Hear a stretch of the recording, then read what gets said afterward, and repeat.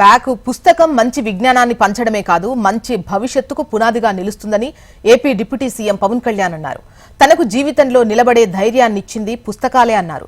విజయవాడ పుస్తక మహోత్సవ సంఘం ఆధ్వర్యంలో ఇందిరాగాంధీ స్టేడియంలో 35వ పుస్తక మహోత్సవాన్ని ఆయన ప్రారంభించారు. ఈ సందర్భంగా కృష్ణారావు రాసిన మాజీ ప్రధాని పివి నరసింహారావు జీవిత చరిత్ర పుస్తకాన్ని పవన్ కళ్యాణ్ ఆవిష్కరించారు.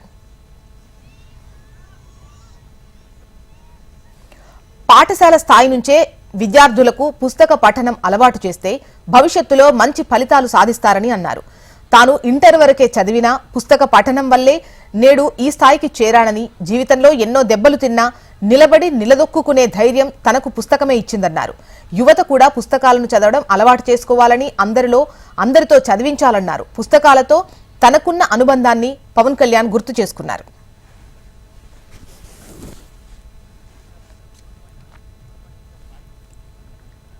తనకు 5వ తరగతి నుంచే పుస్తక పఠనం అలవాటైందని, నా తల్లిదండ్రుల వల్ల ఇది అలవాటైందని చెప్పారు. తాను ₹1 కోటి ఇవ్వడానికి ఆలోచించను, కానీ తన దగ్గరున్న ఒక మంచి పుస్తకం ఇవ్వాలంటే ఆలోచిస్తానని, పుస్తకం ఇవ్వాలంటే నా సంపద ఇచ్చినంత మదన పడతానన్నారు. పుస్తకాలు అడిగితే కొనిస్తానని, కానీ తన వద్ద ఉన్న పుస్తకాలు ఇవ్వనని, పుస్తక పఠనం లేకపోతే జీవితంలో ఏమయ్యేవాడినో అని అనిపిస్తుందన్నారు. తనకు స్వతంత్రంగా నేర్చుకోగలను అనే బలం ఇచ్చింది పుస్తకాలే అన్నారు. రాజకీయాల్లో ఇంత బలంగా నిలబడ్డాను అంటే పుస్తక పఠనమే కారణమన్నారు. నాకు జీవితంలో ధైర్యం ఇచ్చింది, నాకు నిలబడే ధైర్యాన్ని ఇచ్చింది నా పుస్తకాల ధైర్యాన్ని ఇచ్చినాయి. దానికి ముందే నేను 5వ తరగతి నుంచో మాకు ఇంట్లో కొంత పుస్తక పఠనం అలవాటు, మా అమ్మగారి వల్ల, మా నాన్న వల్ల క్లాసిక్స్, మా అమ్మ వల్ల తెలుగు సాహిత్యం. సో ముఖ్యంగా నాకు ప్రభావితం చేసిన వ్యక్తులు అంటే ఈరోజు నేను చాలాసార్లు అనుకుంటాను, డబ్బులు ఒక ₹1 కోటి ఇచ్చేయడానికి ఆలోచించను, కానీ ఒక పుస్తకం ఇవ్వాలంటే చాలా ఆలోచిస్తాను. అంటే పుస్తకాలు ఇవ్వాలంటే నిజంగా నా సంపదను ఇచ్చేసి, అంటే నా కర్ణుడు కవచకుండా ఎలా కోసేస్తే బాధపడతాడో తెలియదు, కానీ నా పుస్తకం ఇవ్వాలంటే మటుకు చాలా కింద మీద పడిపోతాను. ఇవ్వాలి అందుకని ఏంటంటే కొంతమంది అడిగినప్పుడు, ఇవి నా పిల్లలు అడిగినప్పుడు కూడా వాళ్ళకి కావాలని ఇంకో కాపీ కొనిచ్చిస్తాను తప్ప నా పుస్తకాలు ఇవ్వడానికి ఇబ్బంది పడతాను. అంత మమకారం నా పుస్తకాలు. ఎందుకు ఇంత మమకారం అంటే, నా జీవితంలో ఎప్పుడు కూడా పుస్తకాలు అనేది, పుస్తక పఠనం లేకపోతే నేను ఏమైపోయావని అనిపిస్తాను.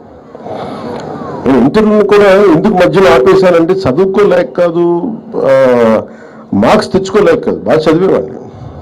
కానీ ఎందుకంటే నేను కోరుకుంటున్న చదువు పుస్తకాల్లో లేదు, నాకు క్లాస్ రూమ్లో లేదు. అందుకు నేను ఠాగూర్ గారి ప్రేరణతో, అంటే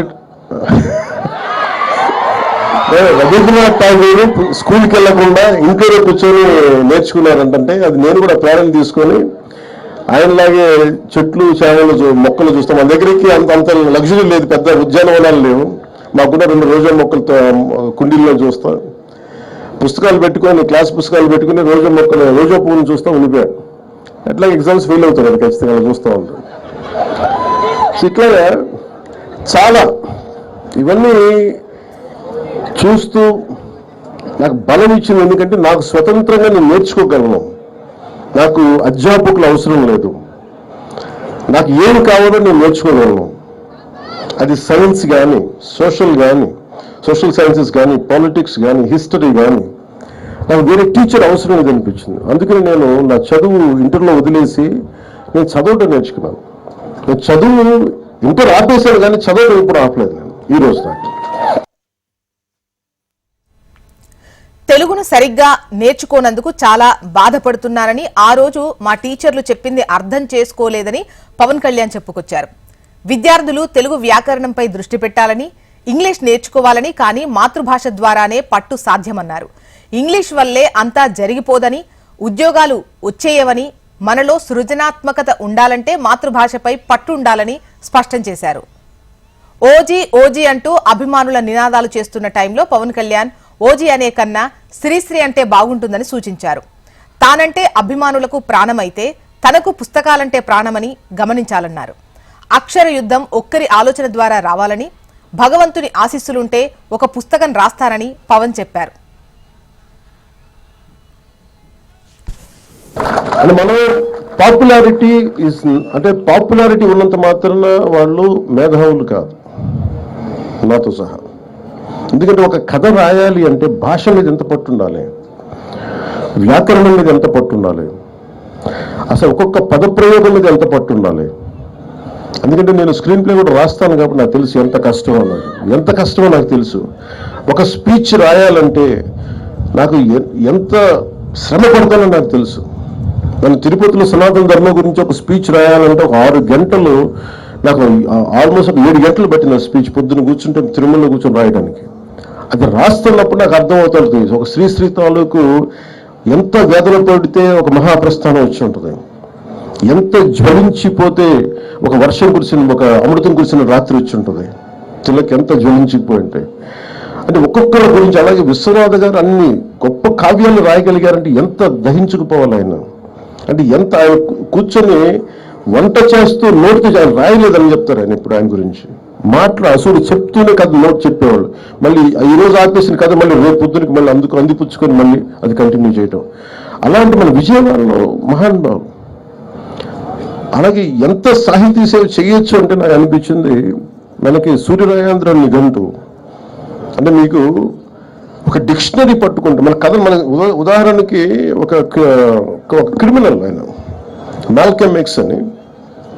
మాల్కమ్ ఎక్స్ ఒక చిన్న కార్ థెఫ్ట్లో పట్టుకొని, కార్ని జాక్ చేస్తే దొంగతనం చేస్తే పట్టుకొని ఆయన జైల్లో పెడితే 18-19 ఏళ్ళప్పుడు ఆల్మోస్ట్ జైల్లో చాలా సంవత్సరాలు ఉంటున్నాడు. ఆయన దొరికిన ఒకటే ఒక పుస్తకం, ఒక ఇంగ్లీష్ డిక్షనరీ. అతనికి ఆల్ఫాబెట్స్ తెలియదు, కొద్దిగా నేర్చుకొని కేవలం ఒక డిక్షనరీని చదివితే సంపూర్ణమైన జ్ఞానం వచ్చేసింది ఆయన. అలాగే నాకు నిజంగా ఈ రోజున మీ అందరి ముందు నేను తెలుగుని సరిగ్గా నేర్చుకున్నందుకు నేను నిజంగా చింతిస్తున్నాను. ఈరోజు బాధపడుతున్నాను. నా తెలుగు అధ్యాపకుల్ని నేను సరిగ్గా అర్థం చేసుకున్నందుకు నేను బాధపడుతున్నా.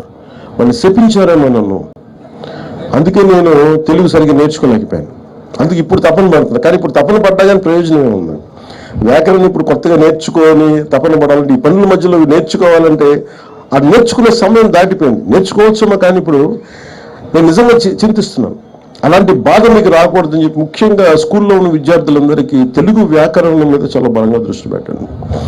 ఇంగ్లీష్ నేర్చుకున్నది, ఇంగ్లీష్ చాలా అవసరం, నేను కాదనట్లేదు. కానీ మాతృభాషని అర్థం చేసుకోకుండా ఇంగ్లీష్ ఏ భాషను నేర్చుకోలేదు. అది బట్టుకు మనం, అంతేగాని అది ఇంగ్లీష్లో మాట్లాడినంత మాత్రం ఇంగ్లాండ్లో అందరూ ఇంగ్లీషే మాట్లాడతారు. అక్కడ పేదరికం ఉండకూడదు. ఇంగ్లీష్కి పేదరికానికి జ్ఞానానికి సంబంధం లేదు. ఇంగ్లీష్ వస్తే జ్ఞానం వచ్చినట్టు కాదు. అందుకని ఇదొక్కటి, దానికి తెలుగు భాష చాలా చాలా కీలకం, మాతృభాషను నేర్చుకోవటం. అలాంటి మాతృభాషకి ఇవన్నీ పెంపొందించడానికి ఇవన్నీ పనిచేస్తాయి, బుక్ ఫెయిర్స్ ఇలాంటివన్నీ. నా దగ్గర అర్థం చేసుకునే శక్తి ఉంది కానీ రాసేంత శక్తి లేదు. ఏదో ఒక స్పీచెస్ రాసుకోగలను, లేదంటే నా జర్నల్స్ రాసుకోగలను, కానీ ఒక పుస్తకం రాయాలంటే చాలా జీవితం చూడాలి. అలా నాకు సహకారం తీసుకొని రాయడం ఇష్టం. వస్తే రాస్తే సొంతగా రాద్దాం, లేదంటే ఎవరు అంటే యుద్ధం ఇప్పుడు ఒకలే చేయాలి. అక్షర యుద్ధం ఒక్కళ్ళ ఆలోచించే మొత్తం మొదలు అక్కడి నుంచే రావాలి. భవిష్యత్తు మొత్తం భగవంతుడు మనకి విధి కనుక మనకు ఆశిస్తే మనం ఆ రోజు రాదు చూద్దాం. శ్రీ సూర్య రాయాంధ్ర నిఘంటువు మళ్లీ ముద్రించాలని ఉందని, ముద్రణలో తాను ఆర్థికంగా కొంత భరించేందుకు సిద్ధంగా ఉన్నట్లు పవన్ ప్రకటించారు. ప్రతి ఒక్కరూ పుస్తక పఠనం అలవాటు చేసుకోవాలని, ఉజ్వల భవిష్యత్తుకు ఒక ధైర్యం ఇస్తుందని పవన్ అన్నారు. యువత పుస్తకాలు కొనాలని, చదవాలని, చదివించాలని ఏపీ డిప్యూటీ సీఎం పవన్ పిలుపునిచ్చారు.